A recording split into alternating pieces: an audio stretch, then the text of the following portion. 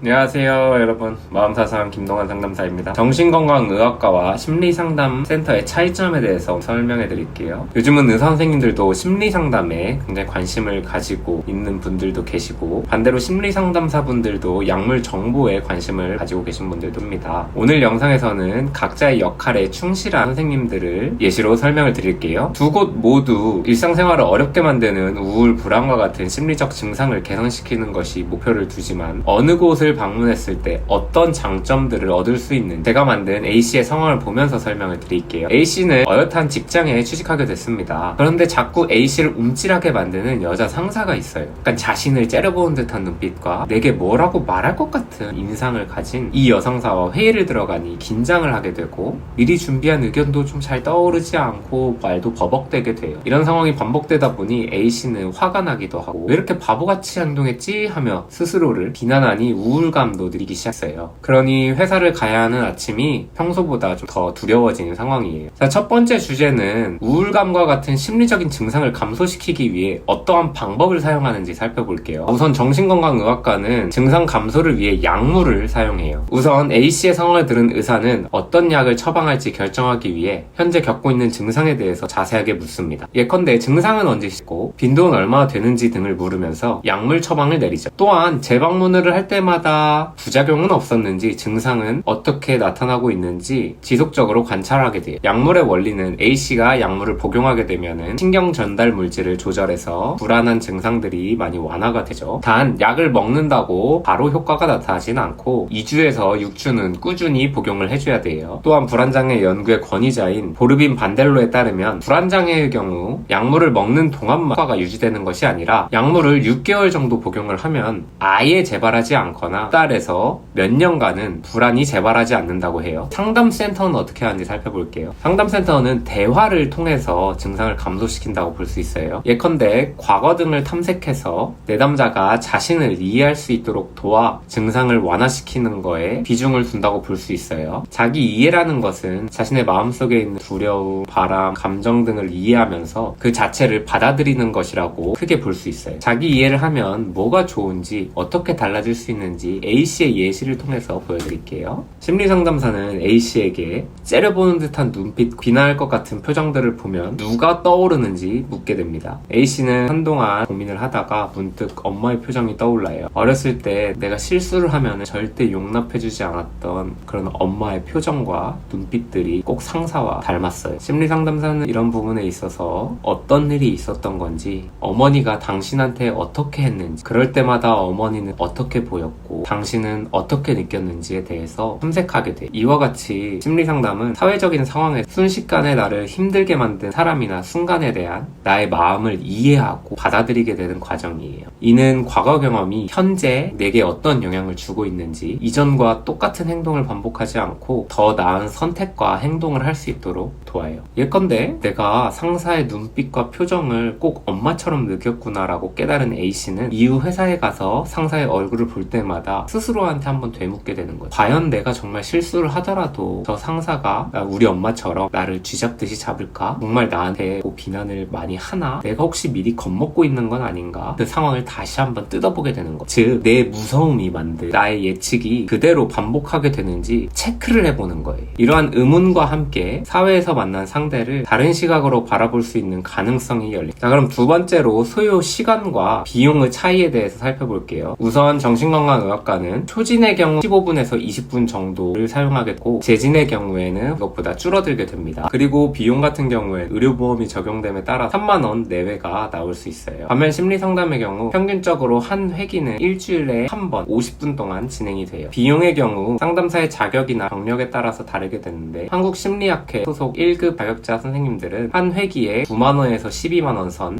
그리고 2급 선생님들은 한 회기에 7만원에서 10만원 선이죠. 심리상담센터의 경우에는 진료 기록이 남지 않고 상담자 윤리에 따라서 내담자가 자기 자신이나 다른 사람을 해야 할 가능성을 제외하고 상담 내용은 비밀 유지가 됩니다. 세 번째로 살펴볼 주제는 내가 지금 처한 상황에서 어디를 우선적으로 가는 게 맞을까에 대해서 다뤄볼게요. 경제적인 어려움이 있고 시간을 내어 자신의 심리적인 상태에 대해서 심사숙고하기 어려울 경우에 또는 일상생활이 많이 무너진 경우 정신건강의학과의 약물치료가 도움이 될 수 있습니다. 다만 약물치료에만 몰두하는 경우 상사의 째려본 눈과 같은 동일한 주제로 반복되는 심리적인 문제를 변화와 성장으로 이룰 수 있는 기회를 놓칠 수 있습니다. 여기서 말하는 동일한 주제란 내가 살아오면서 반복됐던 것이 포인트인데 인간관계 문제, 성격 문제, 부모 자녀 또는 연인 관계의 애착 문제, 트라우마 등이 있어요. 이러한 반복되는 주제로 인해 우울, 불안과 같은 심리적인 증상을 경험하시는 분들이나 또는 더 나은 삶을 위해 심리적인 성장을 바란다 하시는 분들은 심리 상담을 추천을 드려요. 다만 외면해온 마음의 상처를 다루기 위해서는 시간과 노력이 필요해요. 헬스장 가서 PT를 받으면 근육이 커가면서 아리백이고 고통스럽기도 하죠. 이와 마찬가지로 자신의 어려움을 이해하고 마음의 근육을 키우기 위해서는 고통을 직면하기도 하고 위로받기도 하는 과정이 필요한 거죠. 저희 센터 홍보를 조금만 하자면 저희 센터는 성장 과정과 관련이 큰 애착에 중심을 두고 훈련해온 심리상담사들입니다. 따라서 A씨의 사례와 같이 성장 과정이 현재에 어떤 영향을 끼치게 되는지 이해할 수 있도록 돕는 데 특화되어 있습니다. 내 마음속에 남은 상처들이 어떤 영향을 주게 됐는지에 대해서 이해하고 개선시키고자 한다면 저희 상담센터를 방문해 주시면 됩니다.